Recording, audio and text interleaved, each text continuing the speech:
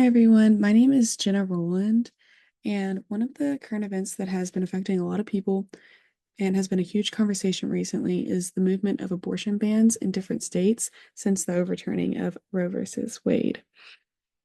Most recently, the state of Iowa has made some major restrictions on abortions as of Monday, July 29th.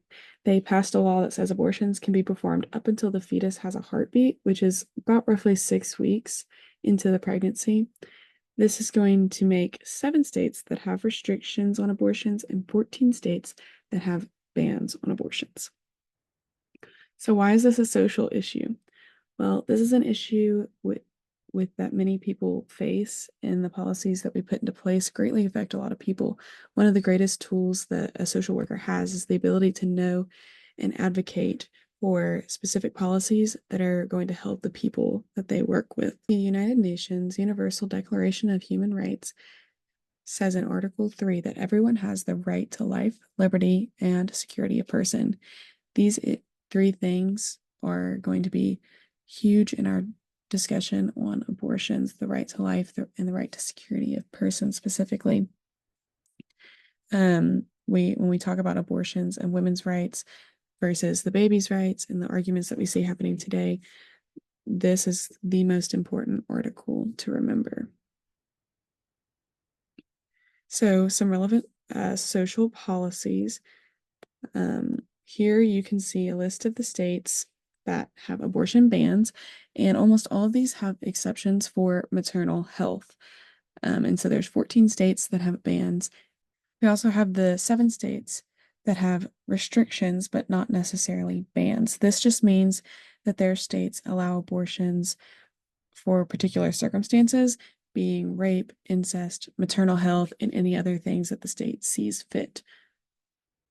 So here you can see some of the arguments that people are having on the abortion issue. The first being quality of life for the child born to a mother who wanted an abortion but was unable to get one.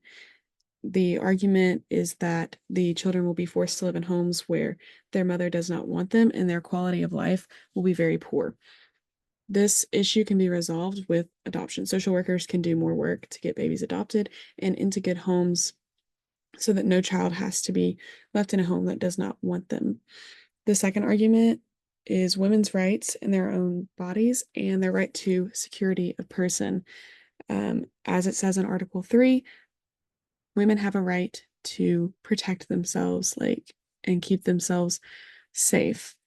And many argue that this could include abortions.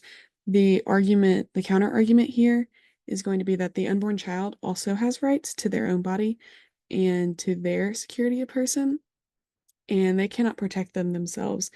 They are left more defenseless than we are. And the last argument is maternal health.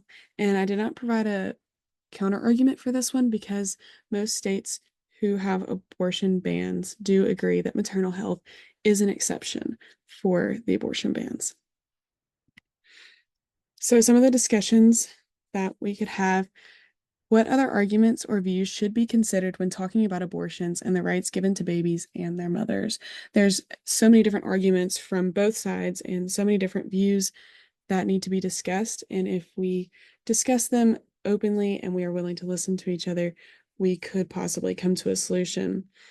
And how, from a social standpoint, could these issues be resolved?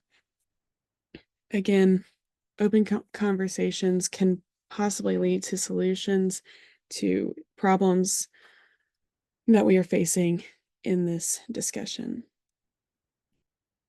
Thank you so much for listening.